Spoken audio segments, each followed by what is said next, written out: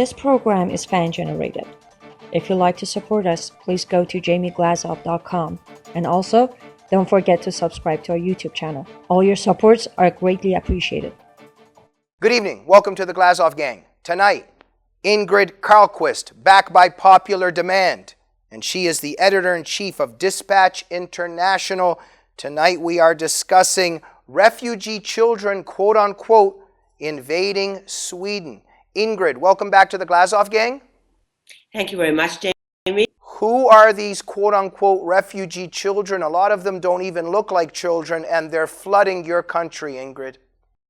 Yeah, we have a problem with this, and the problem is they are neither refugees, nor unaccompanied, nor even children. You can see in the pictures that most of them are, like I would say, between 20 and 30 years old. But if you come to Sweden and you say that you're a child, you are under 18 years, then you have a fast track to asylum. So that's very popular, and especially as Sweden don't even try to make sure that these are children. If you say you're a child in Sweden. And Ingrid, you published a very profound, powerful article at Gatestone Institute, which is all your articles at Gatestone Institute and everywhere else. But you mentioned, my jaw dropped here, but I'm never surprised at the destructiveness of the left. The Swedish authorities are not even allowed to verify the age of these children. I mean, this is just crazy. So if I go there and say that I'm 9, and maybe people would believe me, but if I say I'm 9, they're not even allowed to ask. No, I mean, it's so stupid. You know, in Denmark and Norway, they do the other way around. They actually test children. You can look at their teeth, you can look at the bone structure, and there are ways to find out if someone is more than 18. Not exactly, of course, but if you're 25, it will show. Ingrid, not only are they not allowed to ask the children, the authorities, reporters, etc., are not even allowed to discuss this. No. Because, they are children. Jamie, they're children. That's what we are supposed to think. Even when we see that they are not children, even when we read reports about how these men, these grown men, they are put into special, like foster homes because they are children. They need a 24-hour surveillance, and they put schools together with 14, 15-year-old girls. And I've read that there's been some violence that these children are perpetrating against the women and the girls. Let me get this straight.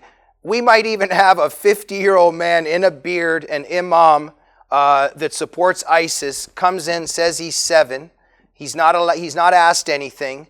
And so that's the case. But here's another thing. You said that even if somebody suspects this, and let's say this imam says, oh yeah, I snuck in, I'm 58, you're not even allowed to report this to the government. I mean, it's so crazy, Jamie, that it's like this. If someone comes, he won't say he's 7, but let's say he says he's 16 or 17, and he looks like 30. You're not supposed to ask any questions. The people who work with you, they're not supposed to ask any questions. But then when you have your asylum, you can go back to migration board and say, hello, I got my asylum. Now I want my 3 wives and my 15 children here. And they won't say, no, you cannot be married. You're just a child. They will just say, oh, did we make a mistake in the papers? Oh, so you're 32. Okay, let's have your wife and your children. Okay, so Ingrid, what's really happening here, again, how the Unholy Alliance works, we've got the Muslim populations who are destructive in terms of those who are perpetrating jihad and believing in Sharia. They're coming in under the camouflage of being children. The left is supporting this by saying, oh, they're children. This is a problem. Explain to us why these refugee children and unaccompanied refugee children pose a threat to your country. Well, the problem is when you have grown-up men, when you put them in in shelters and schools for young girls, what will happen? I mean, a grown-up man with a lot of 14-year-old girls, of course, there will be some abuse. And especially what's so important in these days is that we know what kind of people are we letting into this country. If you're not allowed to put any question, not even tell them, I don't think you are 17, how can you ask them if they are ISIS supporters or if they want Sharia in Sweden? You cannot ask anything. And you have to know, 10 years ago, when we started seeing this phenomena with the so-called unaccompanied refugee children, 338 of them came to Sweden. Last year, it was 7,000. And just the other day, I read that Migration Board now believes we will have 12,000 of these children coming this year to Sweden. Ingrid, and you would think that Swedish journalists would try to stand up for their country in terms of the tremendous threat that this represents. In your article, you give the case where a Swedish journalist or journalists actually put some kind of teddy bear, a polar bear, into the arms of a 16-year-old Muslim youth trying to pretend that he's 8. What happened there? If you're not a journalist or if you're not a leftist, everybody will see that this is a grown man, and it looks even more stupid when he's sitting in a bed propped up with his polar bear, teddy bear. It's absolutely absurd, and you can see also in the picture that he doesn't look very comfortable, but he does it. They're all playing this charade.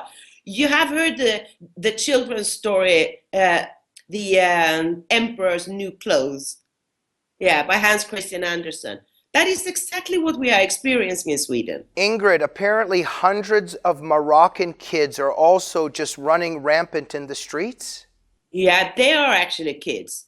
They are street kids in Morocco. But I mean, Morocco is not a country at war, so they have no reason to seek asylum. They come here because they are poor street children.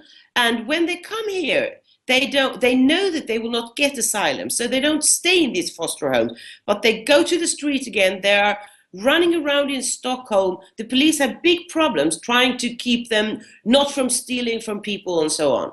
Ingrid, why is your country, which represents actually what the West is doing at the moment, committing suicide? You know, Jamie, if I knew the answer to that question, I would come up with the recipe for sanity at once. I don't know why we are doing this. That's a question I ask myself and a lot of other people every day. Why are we doing this? I would offer a suggestion that it's because the left is in power, but I know that you know that as well. Ingrid, leave us with a final thought. Well, I hope that Sweden are beginning to sobering up. I can see some signs about that. And you know, people are not listening to mainstream media journalists anymore. They go to alternative media sites, they find out information, and more people are actually beginning to say, we see that the emperor is naked. He doesn't have any clothes, so we don't believe you anymore.